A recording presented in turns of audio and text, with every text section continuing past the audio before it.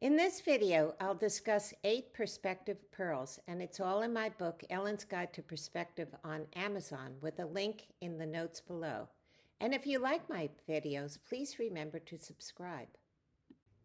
Using the figure 8 for boats and hats is a good way to help you foreshorten. And what can we say about it? Well, it's usually near eye level, and you want to connect the whole part of the figure 8 so the form is connected together. You generally want one side to be larger and more circular than the other side, and you want the figure 8 not to be crossing in the middle, but to one end or the other.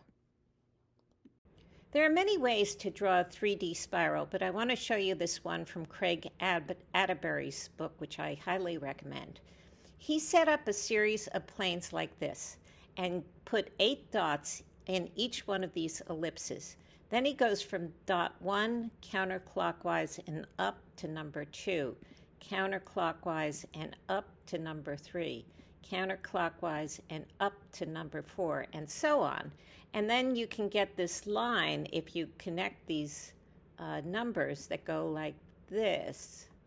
And then you can fill it out by making these ends the widest part of the S or the spiral, and the turns the narrowest part.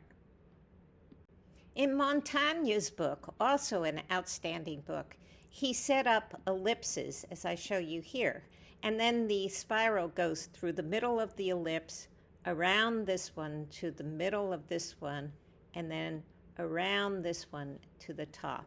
And then you have 2 lines that follow each other. I want to show you how to find a piece of pie in perspective. So start with the plan view where we have the circle and you define where you want the pie shape to be. And then drop down vertical lines from its intersection with the circle down to the measuring line. And these red dots are called traces. And then draw converging lines to the vanishing point, and where it intersects the ellipse at these 2 yellow dots would be points on the pie in perspective. And there are actually 2 such pie shapes we can get, one up here and one below the major axis of this ellipse. And then when you finally draw the pie, it's based on a triangular prism, but you have to round out this side. How do we make this fire pit, which is actually 2 concentric circles, in perspective? So I put this circle in a square and I put this ellipse in a trapezoid. And the little circle is centered where the 2 diagonals cross. So its elliptical counterpart is also centered where the 2 diagonals cross. Now I'm going to go over to this diagram because I scribbled all over that one. The question is, how long should this ellipse be? And to find that out, you draw lines, vertical lines tangent to this little circle. And when it hits the measuring line, then these lines converge with the rest of the trapezoid. And so this ellipse is tangent to these 2 converging lines. Now, what if we had to put round forms into a cube like this in 2-point perspective? How does that work? Well, the minor axis of the ellipse on the left goes to the right vanishing point, and the minor axis of the ellipse on the right goes to the left vanishing point. So here we have a close-up of that where the minor axis is going to that vanishing point, and this minor axis is going that way. And since the major axis has to be perpendicular to the minor axis, it means that these ellipses must tilt. And in this case, the major and minor axes of the ellipses almost coincide with the diagonals of the trapezoid.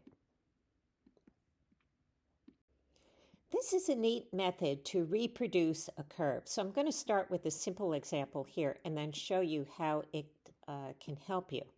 So let's say that we're trying to find this curve here, and we know this line and we know this line.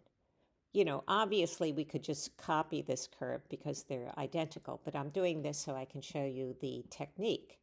So let's start with this blue dot, which is a known, and it can follow this green line over here and then the pink orange line, to the red shape that we know about, and then it goes toward the right vanishing point. And meanwhile, from the same blue line, we get a line to the left vanishing point, and where they meet is a point on the curve. So for example, this blue line goes this way, but we can find that point by going around like that to find this point right here. So in the second method or example, we have one curve here and one over here, and they're totally different. They're oriented in a different manner. The final curve that we want to get here is going to a different vanishing point, to the red vanishing point, whereas this blue shape is going to the green vanishing point. So the two curves are very, very different, but you follow the same rules. So here we start with number 1, we go to number 2, number 3, and then to 1 up here, which is what we're trying to find, and you know where it is because you can go that way. And you can see, for example, that even though I have 7 points, I only have 5 green lines because some of them, like this one, goes through both number 4 and number 6. And so you continue that line over here, and then when it comes to this part of the curve, you can see it separates out again into 4 and 6 because we identify those points by going this way. I want to show you how to draw a box in 5-point perspective, or the fisheye view.